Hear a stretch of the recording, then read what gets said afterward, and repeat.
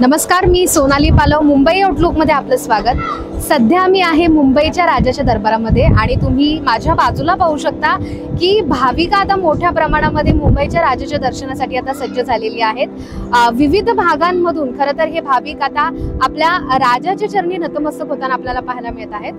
याच मुंबईच्या राजाचे मंडळ जे आहे त्या मंडळाचे काही पदाधिकारी आपल्यासोबत आहेत. माझ्यासोबत सध्या किरण कालेकर या मंडळाचे पदाधिकारी आहेत. त्यांच्याशी आपण संवाद साधणार आहोत. सर नमस्कार, मुंबई आउटलुक मध्ये आपलं स्वागत.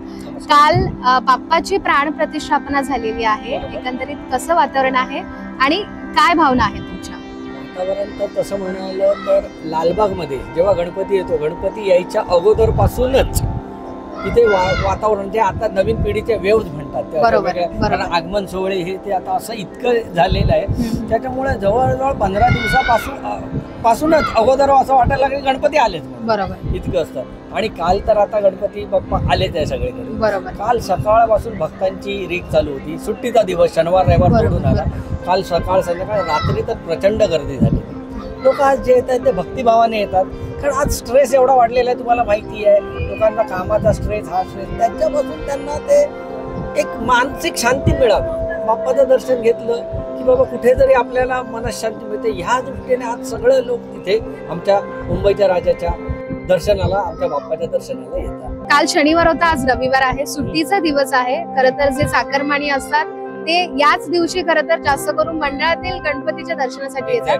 आणि तुमची काय नागरिकांसाठी सध्या म्हणजे सुविधा आहेत मंडळासाठी, मंडळातर्फे काय तुम्ही नियोजन केलेलं आहे? तुम्ही आता इथे स्टेजवर बघत असाल, इथे लाईन्स इतक्या वाढवलेल्या, एक जनरल लाईन आहे, दुसऱ्या आमच्या त्या बेड लाईन्स येतात. म्हणजे भाविकांना कुठेही प्रॉब्लेम होऊ नये म्हणून आम्ही लाईनचं मॅनेजमेंट आता वेगळं ह्या वर्षीपासून केलेलं आहे की सगळ्या लाईन, आमची जी रेग्युलर लाईन आहे ती वेगळीच जाते रॅम्पवरून, आणि जी बेड लाईन असते ती पण आम्ही अशी वेगळी ठेवलेली. त्याच्याप्रमाणे आमचे जे भाविक आहेत त्यांच्यासाठी आम्ही बिस्लेरीच्या बॉटल्स आणि ग्लुकोजचे बिस्किटचे पुडे आहेत ना, ते आम्ही प्रत्येकाला प्रोव्हाइड करतो. गेल्या अनेक वर्षांपासून खरं तर तुम्ही हा जो सांस्कृतिक वारसा आहे तो जपत आलाय आणि पुढेही जपत राहाल.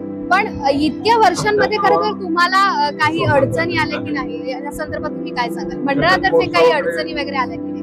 कारण की आता बघायला गेले तर विविध मंडळ आता उतरलेली आहेत.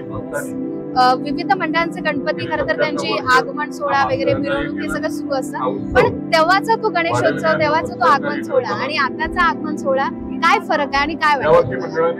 तेव्हा जो सोहळा व्हायचा आणि गणपती, आता आगमन सोहळे तुम्हाला म्हणाल कसं त्याच्यामध्ये भक्तिभाव होता खरे, पण आताचे जे उत्सव होता म्हणता येईल आणि आताचे आगमन सोहळे हे इव्हेंट झालेले आहे.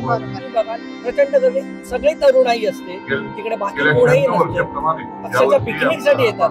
पण आमचं एक आहे मंडळ जे आमचा गणपती जागेवर होतो प्रतिष्ठापना, आमच्या मंडळाचा कुठल्याही प्रकारचा आगमन सोहळा नसतो, काही नाही. म्हणजे जी परंपरा जपायची म्हणते ना, ते जुनं पारंपरिक मंडळ म्हणा ते आमचं आहे.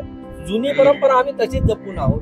भले जग पुढे जाऊन दे, आम्ही हे सोहळे वेळ आम्हाला मान्य नाहीये. आपली जी परंपरा आहे ती जपायची, तसाच उत्सव करायचा. आम्हाला माहिती आहे आमचा जो भक्तगण आहे, भाविक आहे, ते येणारच. काल प्राण प्रतिष्ठापना झाली आहे. एक मंडळाचे पदाधिकारी म्हणून तुम्हाला काय वाटतंय, काय भावना आहे?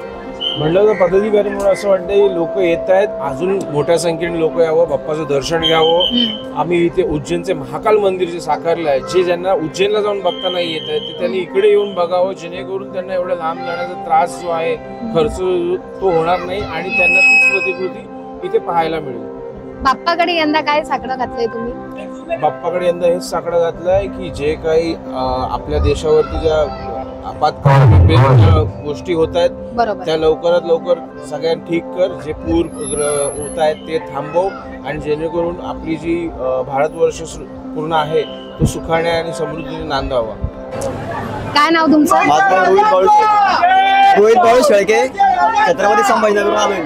संभाजीनगरहून आलाय मुंबईच्या राजाच्या दर्शनासाठी? मागच्या वर्षी यायचं होतं पण पाऊस भरपूर होता त्याच्यामुळे येणं नाही झालं आमचं. यावेळेस पोलीस भरती होती, ग्राउंड इकडे आलोय आम्ही. बरं, म्हणजे स्वप्न पूर्ण करण्यासाठी कुठेतरी राजाच्या दर्शनासाठी तुम्ही आलाय? म्हटलं होतं आम्हाला मुंबईच्या राजाला जायचं दर्शनासाठी, त्याच्यामुळे आलो आम्ही. यावेळेस पोलीस भरती आली ना. काय मागणं मागितलंय बाप्पाकडे? देव बाप्पाला एकच विनंती की आम्हाला पोलीस भरती होऊन दे आणि पुढच्या वर्षी यांच्या सेवेमध्ये जाऊ. ही सगळी जण तुम्ही एकत्र आहात? हो. शाळेत शिकतोस, सुट्टी आज, बाप्पाच्या दर्शनासाठी आलायस, काय मागितलं बाप्पाकडे?